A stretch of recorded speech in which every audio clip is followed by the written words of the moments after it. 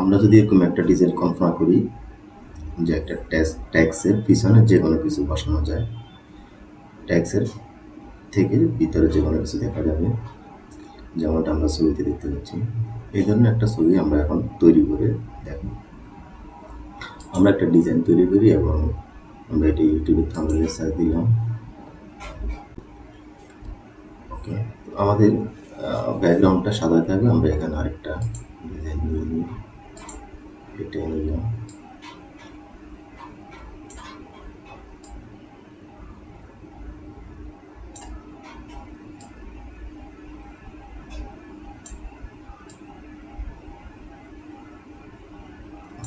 এটা আমি কালারটা কালো করে দিই। এরপরে একটা ট্যাক্স নিয়ে নিই।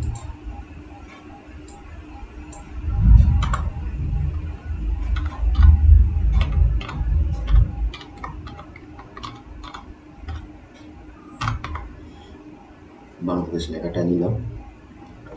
তারপর আমরা এটাকে সাইজ বড় করে দিব।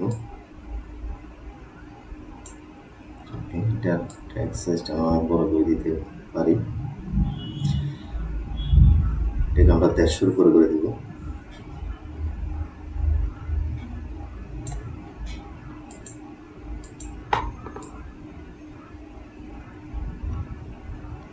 আমাদের এতটুকু সাইজ যদি হয়ে যায় আমরা আরেকটু বড় করি, সেটাই রাখি এবং এটার গ্যাপটা এখানে একটু কমাই দিতে পারি।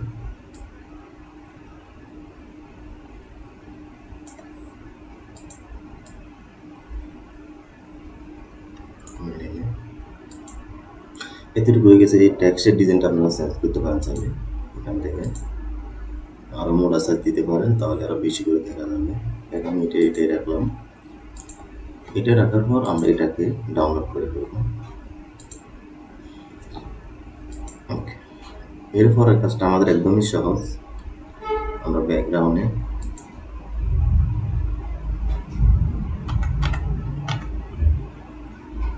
এটা ব্যাকগ্রাউন্ডে যে কোনো কিছু ব্যবহার করতে পারবো। এই ট্যাক্সটার নিচে চলুন আমরা তবে একটা ইমেজ নিই। আমি সংসদ বললাম, আমি পতাকাটাই ব্যবহার করি। আমরা আগে যেগুলো আছে ওগুলো ডিলিট করে দিই।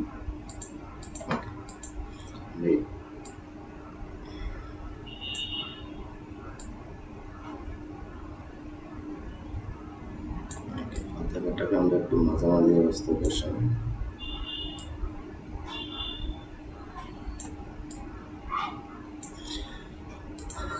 এখন আমরা যেই টেক্সটটা বানিয়েছিলাম একটু আগে, এটাকে নিয়ে আসবো।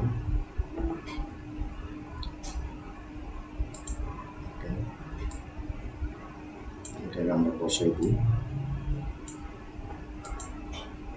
এখানে এডিট ক্লিক করবো, এডিট ইমেজে ব্যাকগ্রাউন্ড,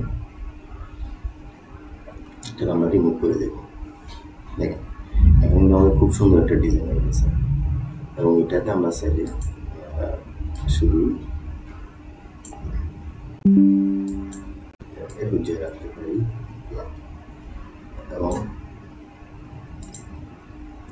এটাকে বুঝিয়ে রাখতে পারি। ঠিক আছে, এটাকে আপনি ডাউনলোড করে নিতে পারেন। দেন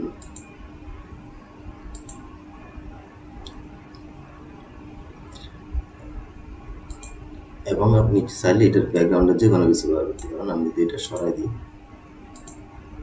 আমি যদি এখানে সংসদ ভবনটাকে কল্পনা করি,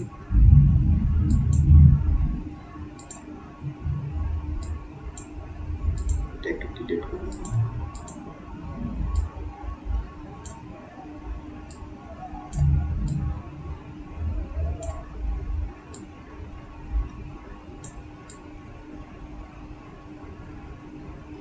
বসে গেছে।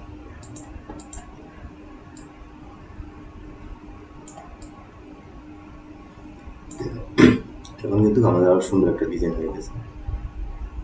এটাকে আমরা চাইলে পুরোটা দিতে পারি ব্ল্যাকটা।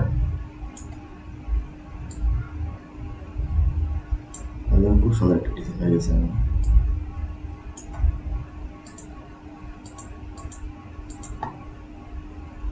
এভাবে আপনারা ব্যাকগ্রাউন্ডে ট্যাক্সের ব্যাকগ্রাউন্ড ব্যবহার করতে পারেন। এটা আরও সুন্দর হয়েছে আরেক পদ্ধতিতে। এটা আবার আমরা ডাউনলোড করে নিতে পারি।